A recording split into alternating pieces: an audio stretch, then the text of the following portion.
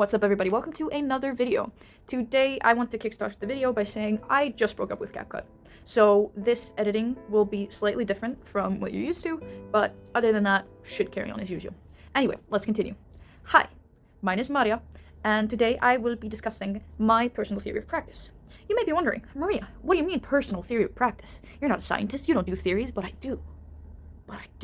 And what I mean by my personal theory of practice is, well, in this video I will be discussing what kind of teacher I plan on becoming, what kind of environment I plan on creating for my students, and also the reasoning behind why I want to do what I want to do. So yeah, let's carry on with the video. Starting off strong, we're going to do a top 5 things I will try to refrain from doing within my classroom and the reasoning behind it. Starting off strong, number 1, only speaking in the second language. Can somebody tell me what's wrong with that? Think. Why could that be a negative thing? Because, like, this students learn from listening to the language, don't they? Think. I'll tell you why. It's because, say it with me, every student has individual needs. Say it again. Every student has individual needs. How does that relate to anything? Well, it's simple. Think about it this way. Some students learn faster than others. Some students may have grasped the language better than other students. And so those students might thrive in that environment. But there is a percentage of students that will always be slightly behind. So it's important to also sometimes allow language 1. Like, even if you are planning on, like, having, like, discussions in the second language, it's important to give them a way out. Because not every student is at the same level. And by putting your students in the situation where they can't understand a thing, you are simply just setting them up for failure, which is not great. Anyway, number 2, teaching everything in the same method?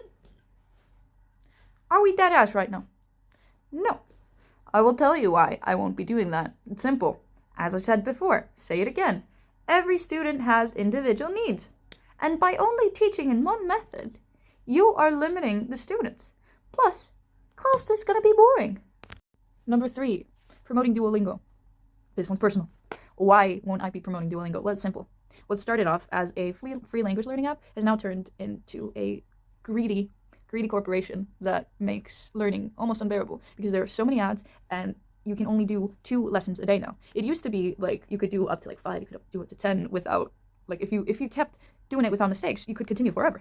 But they've set up a new system, and that is why I will not be promoting Duolingo. Of course I will mention it, and of course, like, I might integrate it a little bit into the classroom, but I don't want it to be focused on Duolingo. Duolingo is focused on individual learning, which is great that the students go home, but I just do not see myself supporting an AI first company.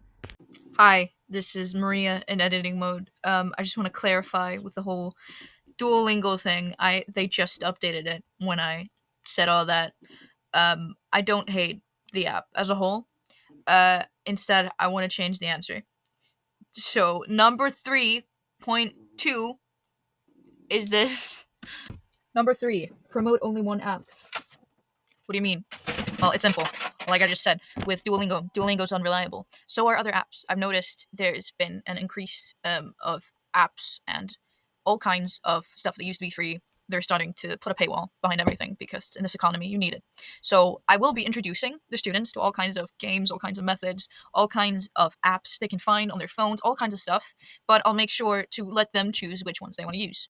Sure, I'll teach them how to use Duolingo at first, and then we might go to a different one. But I just want to clarify. Yes, I will be using Duolingo, but I will not only be using Duolingo. I'll be finding as many apps as I can and letting the students choose how they want to learn it at home as well. Thank you. Number 4, banning phones and technology completely from the classroom. No, I will not be doing that. And you may be wondering, why? Phones are bad. No, they're not. No, they're not. It's just bad habits with the phone. The phones aren't inherently bad. It's the way we use them. There are so many opportunities with that little phone. You could have the kids creating movies. You could have them creating posters. You could have them creating awesome things. There are so many opportunities, especially now with the rise of technology.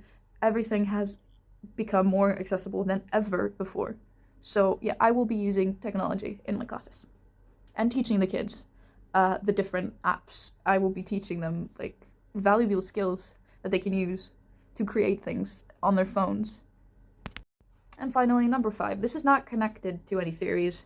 This is not connected to, well, I might find an article and talk about it later, but this isn't connected to anything other than what I just talked about with the phones. I will not be banning music in the classroom, because a lot of the times teachers will not let students have headphones in and stuff. Of course, they'll like have you take them out if I'm talking, but if I'm not talking and if we're not doing group projects and you're just focusing on your thing, I think you should absolutely be allowed to use headphones and listen. But that's just a personal opinion. Again, that's not connected to anything. Probably. It might be, but we'll see.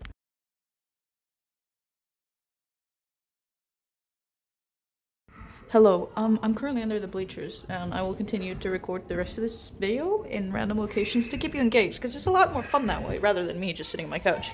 Anyway, so if you think about it, the old teaching methods, right? The old teaching methods are like a lot of grammar. A lot of the teacher just does stuff, and you sit and watch. Where's the fun in that? And also, back in the day, they kind of just assumed there was one form of intelligence, like when the IQ test started, they kind of just measured one form of intelligence. But the fact is, there's not just one form of intelligence. Like, the kid that's super good at math isn't a better person. They're not, like, a smarter person than the person that's maybe super good at English. It's just different types of smarts. And so when talking about intelligence, we can look at Gardner's theory. Gardner talked about there being 8 different sets of intelligence. We can put all kinds of numbers on it, but he put it as visual, verbal, logical, kinesthetic, musical, interpersonal, intrapersonal, and naturalistic. So, yeah, there are many different ways that kids can be intelligent. So, just because a kid is maybe bad at math, maybe they're, like, bad at grammar, it doesn't mean they're stupid. It just means that they're probably good at something else, which is great, you know? And so, since kids are different and they might not be good at everything, I'm not just gonna assume that just because they may be bad at grammar that they're stupid. I'm gonna try to use as many different methods as I can and give them as many leeways as I can to try to help them develop the language in a way that they understand, which I feel like is super duper important. And the cool thing about this whole thing is that research does actually support the idea that by teaching through the lens of multiple intelligences, you can actually promote motivation for your students.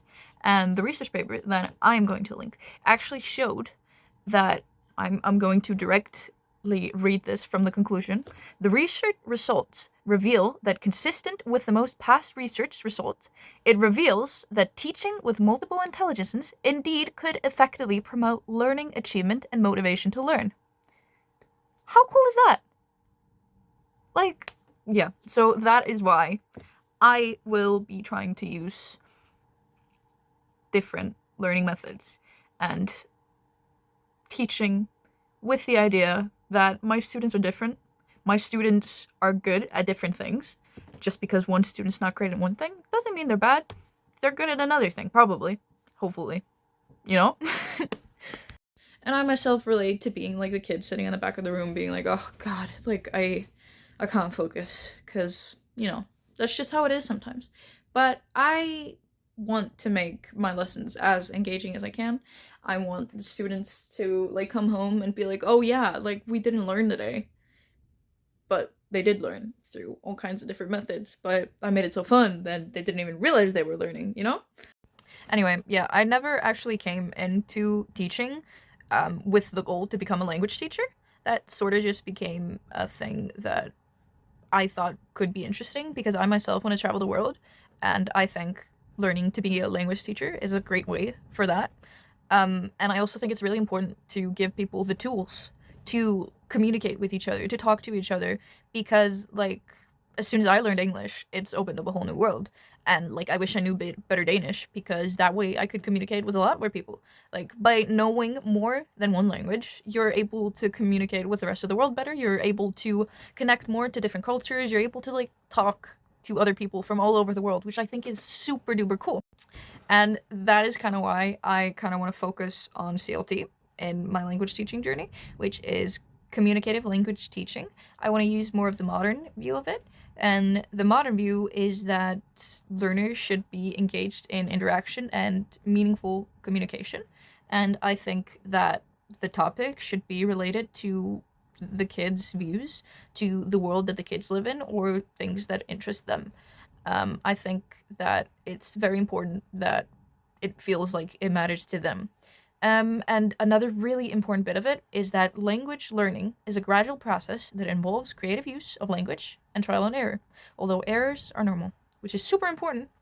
Errors are normal. I don't want to like constantly be correcting them. I want them to have communication. I want them to learn to talk to each other in a language without me constantly coming and being like, you know? So yeah, that's how I hope to make my classes more fun. And the reason I became a teacher is because I want to make the world a better place. And I myself started as a troop leader in the Scouts, and that's how I started working with children. And quite frankly, I loved it. I love watching the individuals, a lot of the kids that I was with have become, and I want to help promote a more environmentally friendly generation, a more mindful generation, because I feel like a good teacher really can help change lives. So yeah, that's it. Thank you so much for watching the video. I might add a little more to it, I might not, but if this is the end, then thank you so much for watching. I really appreciate you watching the whole thing. I know it's a while. I had to like fast forward a lot of the audio. I don't know if you've noticed, but I talk a lot because I have a lot to say. And yeah, thank you for watching my rant. Have a great day.